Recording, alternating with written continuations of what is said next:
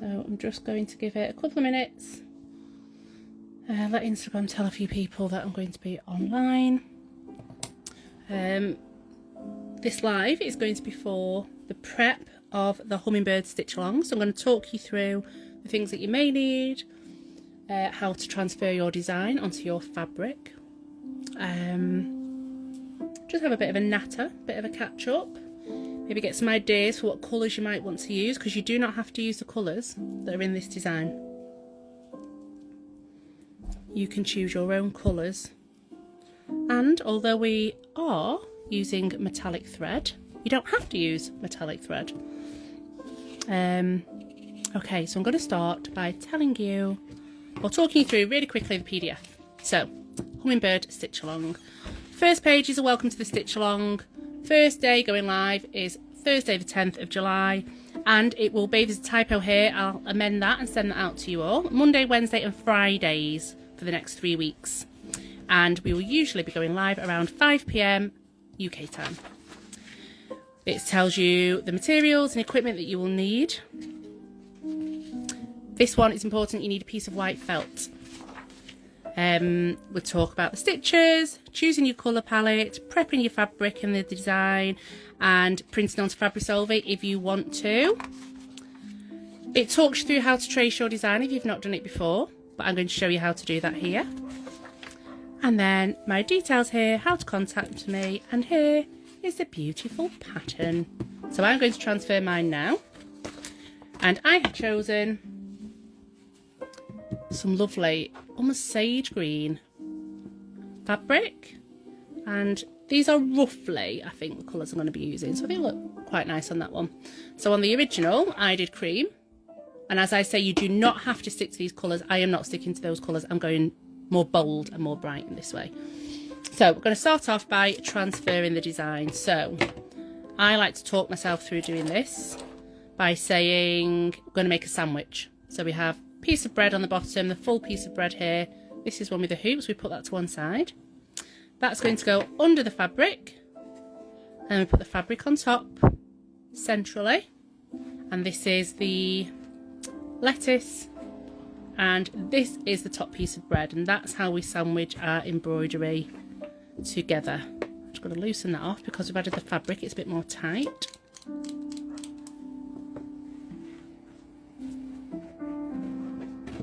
Okay, I'm not going to do it too tight because I'm just tracing the fabric, the pattern now.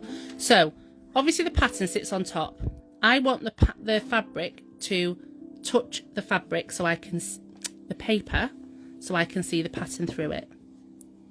Okay, this is how I transfer my design. This is the easiest way, it's the way that I find easiest to do it.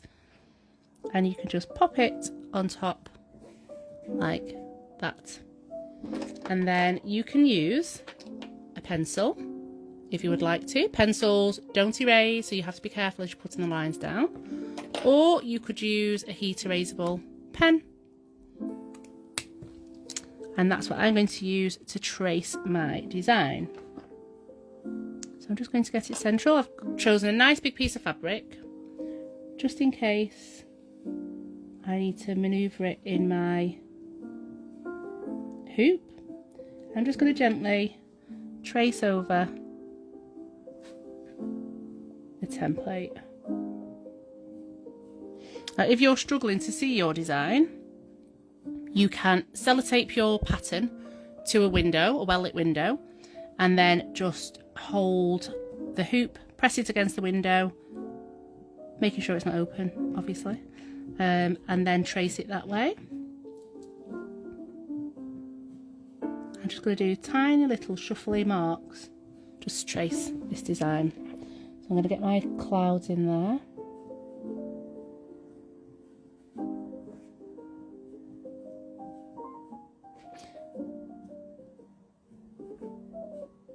Now another way that you can transfer your design is by using Fabri Solvy. So if you don't like transferring your design, if you're not keen on tracing, this is another way that you can do it. I'll show you that now. That little rainbow line goes down there.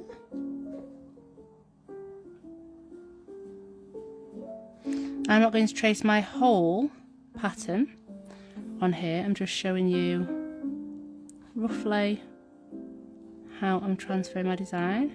Now my last stitch along I did a kit, and quite a lot of people like the kit. A few people already have a lot of their materials themselves.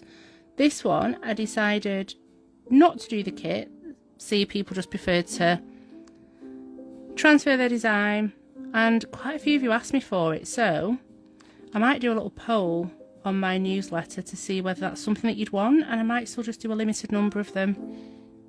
What I don't want to do is buy all the stock and them not be what people want, but I'm quite happy to on my next one. If people do want a kit, I'm quite happy to put kits together for you.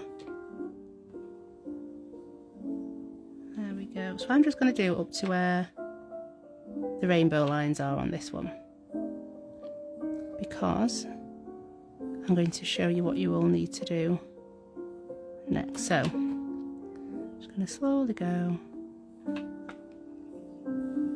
And it is a good idea to practice your tracing, because it just means that you can kind of advance in your own embroidery journey. It means that you can start doing your own designs. It means that you can trace anything else that you want to add to it. 1, 2, 3, 4, 5, 6. 1, 2, 3, 4, 5, 6. That's that one joins to there. Okay. So I've got a little flower in there, flower in there, flower in there. There's my hummingbird. But I'm just going to do this part here. You've seen how I transfer. I'm just going to do this part here for now. And I'll trace the rest of mine ahead of Monday when I do the first live. I just want to show you Fabri Solvy. So this is Fabri Solvy. You buy it in a little pack like this, and you get these sheets. Now you can see the texture on the top, and on the back it's shiny. So you would download your PDF and you would bring up the sheet with the pattern on, and then you would print it onto this fuzzy side of your fabric. Once it's printed on, leave it for about 5-10 minutes, maybe a bit longer, to make sure the ink's fully dry, and then you peel the fuzzy side off from the shiny back and you stick this to your fabric, and then you put your hoop on top, and then you basically stitch through the Fabri Solvy. When you've finished your whole design, you will take your fabric back out of your hoop and wash your fabric, and all of this layer will wash away and you'll be left with just your stitches. So that's a really good way if you like to buy patterns and buy PDFs but you don't like to trace. Fabri Solvy is a really good way of doing that. So that's a little tip for you there. Sticky Fabri Solvy. Okay, I'm going to show you what you will need to do with your pattern. And we didn't do this on the last one, but this is another skill to kind of use. So you can print this off as many times as you want to, stitch it as many times as you want to. On this one, we are going to cut out the 2 clouds. And we're going to go here. Now I'm being really naughty, I'm using my fabric scissors. I love the sound of... And I'm going to cut, not on the line, but just inside of the line. And I'll explain why. Because we're going to use this as a template for cutting our felt. So what we're going to do is we're going to add this to our cloud here. Can you see how the cloud is slightly raised? We're going to do a raised satin stitch. Let's see if you can see it that way. You can't quite see it. There we are. And it's got a lovely bouncy plush texture. So that's what we're going to do here. And this is how we're going to do it. So ahead of Monday, we're going to cut out our clouds. Nice simple shape. Cutting inside the line, because you want your clouds to be, you want the felt part to be slightly smaller than the cloud, because it's going to sit inside it. A bit like a jigsaw. You want it to fit inside the shape. Okay, it doesn't have to be perfect. But if you cut it too big, you're going to go over your trace line. And this will wash. This will work through the Fabri Solvy. It'll still wash away, so don't worry about that. So there's my top cloud. Hi, Brandy. Hi, Heidi. I can see some lovely curly hair, I think, on that picture. Here we go. Here we are. So the second cloud, like a little half cloud. And again, I'm cutting on the inside of the line. I'm not cutting on the line. I want it to be smaller. Oops. Than the main cloud. Can you see that? Sorry. Don't worry if you missed the start of this. I'm going to upload it straight to... Hi, Brandy. I'm going to upload it straight to Instagram and it will be on YouTube tomorrow. Sometimes it can take a while to get it off Instagram and then upload on. Here we go. Okay. And I'm just going to cut this last bit off. I'm going to keep this for tomorrow because Brandy and Heidi, I think you came in just after. Hi, Brandy. Hi, Heidi. And look, it's your hair that's curly. Look at that gorgeous curl. So here, I've just traced this little bit here just to show you how I do my tracing. And this is what I'm going to be using and working on Monday. But by then, I'll have transferred the whole of my design. I just don't think you need to sit and watch me do the whole design. It gets transferring, it gets a bit boring, doesn't it? So, you are going to need a white or a light coloured piece of felt. So you don't need much. It's a little bit.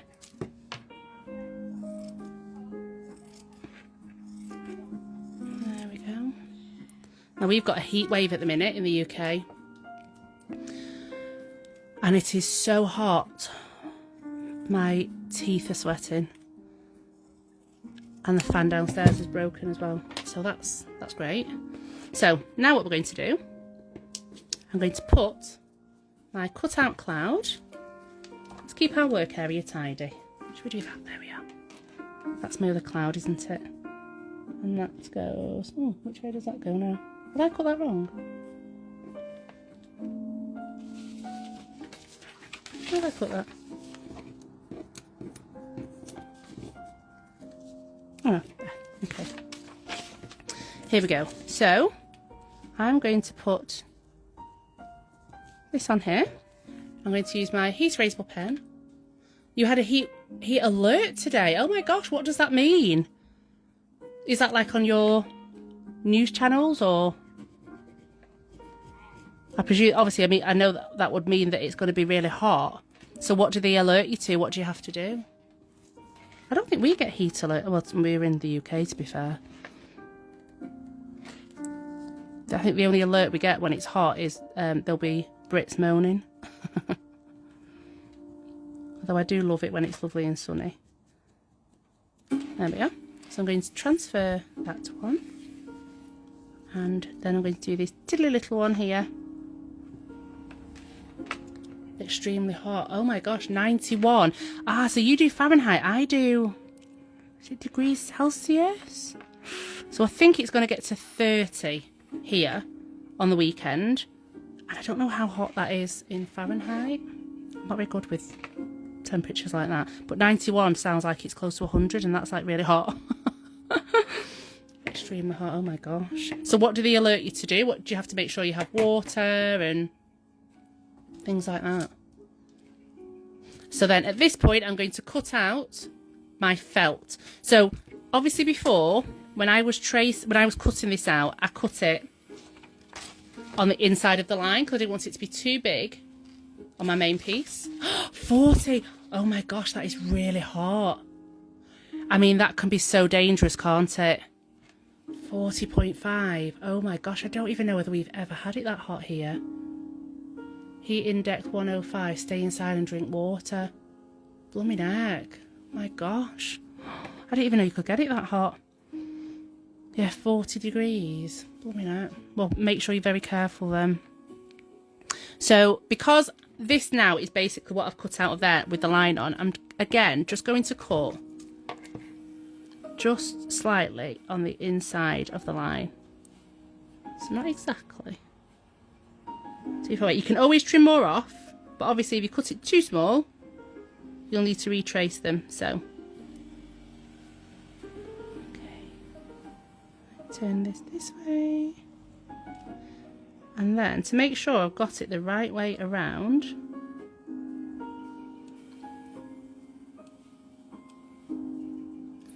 I'm going to just put a little smiley face on this side. So I remember that that is that side, and then that going to be my little bit of cloud for there. That's going to fit in that little bit there. Okay, I'm going to cut my other one out. I'm in Minnesota and we get those same warnings, do you? My gosh, do you all get quite nervous then when you hear the alert, or are you so used to them that you just know what to do? Is it just precautionary, I assume? And do kids still go to school? Do you still go to work when it's that hot? Or do they allow you to work from home? I can't even imagine commuting in that kind of temperature. But I imagine if you have those a lot, will you have things like aircon and lots of fans, and maybe the schools have got aircon maybe, and the buses to get the kids to school? So interesting. Oh my gosh, all the questions. Sorry guys. Just used to them. Wow. My goodness. Thank goodness for AC and a desk job. Oh, brilliant, Brandy. So this one will be the one to go here. So I'm going to do another smiley face on the front there. And then I'll know which way it goes round, and they're going to be sewn onto there. So obviously if I put it the wrong way, the shape wouldn't be right. Now, I raced on and did that bit because I was really excited to cut those out. But I'm going to show you now how I get my no school at this time of year. Oh, have yours all broken up for school holidays already? So ours break up in 2 weeks' time, actually. 2 weeks' time for my kiddos. I'm going to use some medium weight stabilizer. I use this on all of my hoops. I use it in all of my kits. I use it on all of my commissions. I buy it by the reel. I love it, and it just makes stitching so much smoother. It's gorgeous. So there's pretty much, oh, is there? Oh, that's good then. So you have got that way of being able to keep nice and cool. Okay. So I'm going to place my design just over where my stabilizer is. Does anybody else use stabilizer, or like double up their fabric? You can double up your fabric as well. That's another way of doing it. I just want to get that nice and central, and it's going to be tighter to get this on now because I've put the stabilizer in. What kind of brand? Oh, let me. Oh, I don't know how to say this. Visaline, but there are so many different types. So as long as it's a medium weight stabilizer, a cutaway one, that will be perfect. Veronica has just joined the chat, and Veronica will know I use stabilizer in all of my kits. I'm wondering, Veronica, do you use it outside of, like, on other kits as well? Have you ever used it to... I mean, I just find it, I don't think I'd ever send a kit out without it in. I just think it makes the whole basis of your stitching so much nicer to stitch on. I love using a stabilizer, but a medium weight stabilizer will be perfect. And Heidi's just said most kids have the majority of June, July and August off, and start up in the last of August and early September. Wow, that's a long time, isn't it? That is a long time. June, July and August. Wow. So ours break up in July, at very end of July, and then they have all of August. So they've got about 6 weeks off. But you might have different holidays, like we have Easter holidays and we have half terms.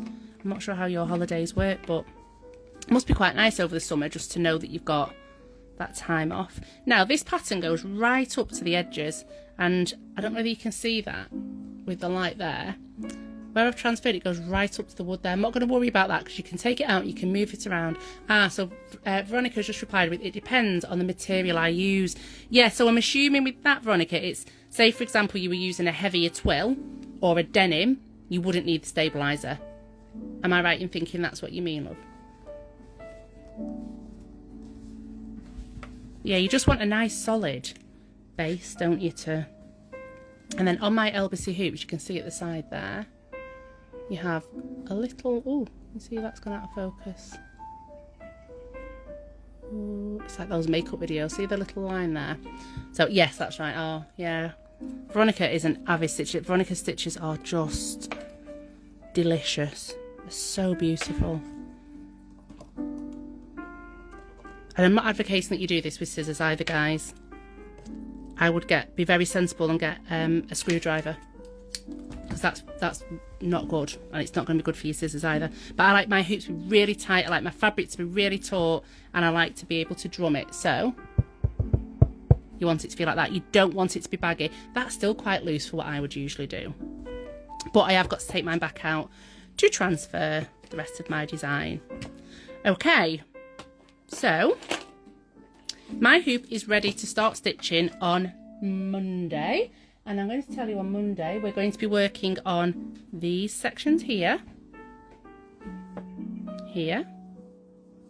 And we're going to be doing different types of chain stitch. There we go. Also, and Veronica's just said, also if I have done handy or not, can be too in a hurry to get started. That's so true if you just want to get into it, yeah. And Brandy said, my work life seriously interferes with my hobby life. I can imagine, especially working from home.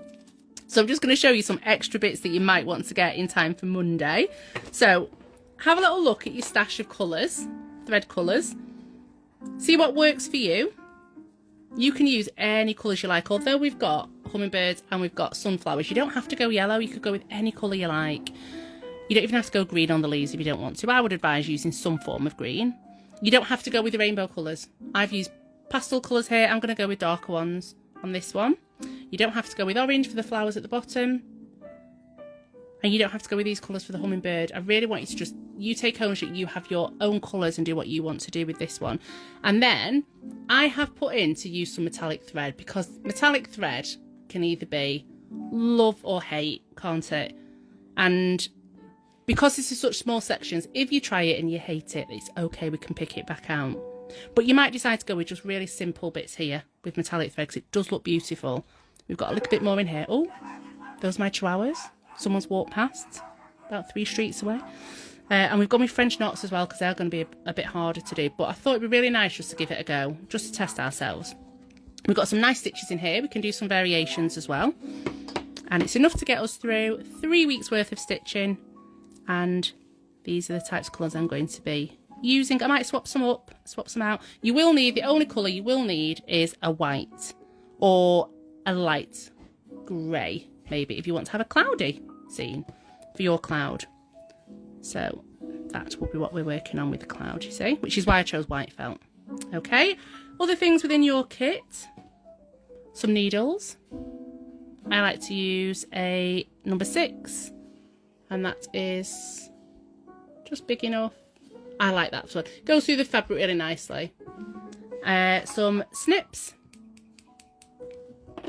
stitch ripper in case you want to take any stitches out, not because you've done them wrong, just because you might change your mind about some or the placement. Stitch rippers are always good to use. I've got a pencil for transferring, or your heat erasable pen. I have then got 2 needle threaders. So these are what I like to use. And both ways you basically, can you see that? You're going to put the needle threader through the eye of the needle. Then you loop your fabric over the hook. Like that. And then you just pull your needle back off, give it a wiggle, and it should be threaded. That one's not, this needle's a little bit small, that one. So with that one, you could always split your threads like this. So we split it in half, you've got 3, but we do double length, so you're stitching with 6. And I'll show you that again. Put your thread over. Oh, pull your needle off. Oh, split the thread. Right, let's go with this one, with this needle. And so this needle thread, let's have a look at this one. Let me get it in focus for you. Oh, it's not in focus very well, that is it. There we are. So you're going to put your needle threader, these ones are brilliant. You're going to put your needle threader through, through the eye of your needle, like that. And then you're going to put your thread through the needle threader, like that. And then you're going to slide it, oops, off, wiggle, pull, and that threads your needle like that.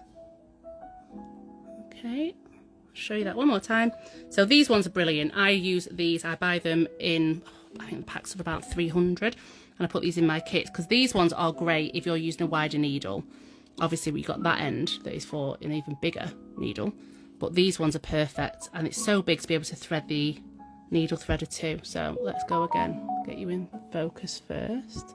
So you're going to put your needle threader through the eye of the needle,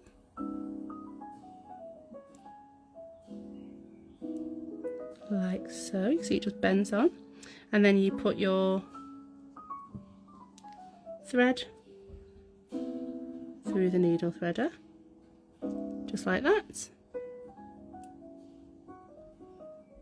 And then you're going to pull your needle down onto your thread, and it threads like that. So it's a really good way of threading your needle, like that. So those are the bits that you can use within your embroidery setup.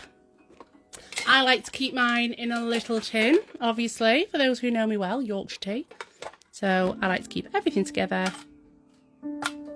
inside here so that I am good to go for Monday. And I'm going to be going live at 5 o'clock on Monday with you guys on Instagram.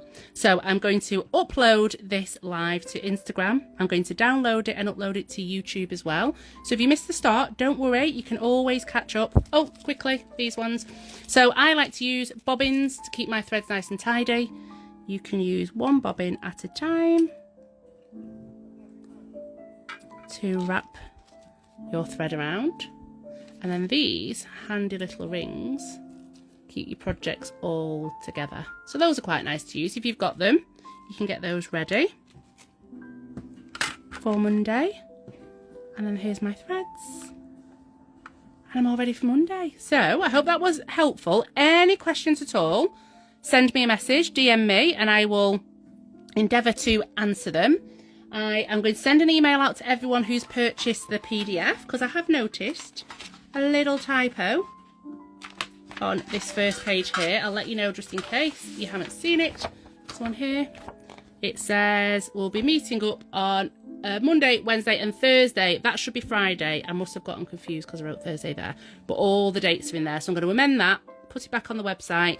Anyone that buys this stitch along from now will have the right dates, but I will email everyone that's bought it so far. Thank you so much for everyone that's purchased it. It's just £12, 9+ hours of stitching, teaching, community chat, and you get to make a gorgeous project too. So I will see you all on Monday.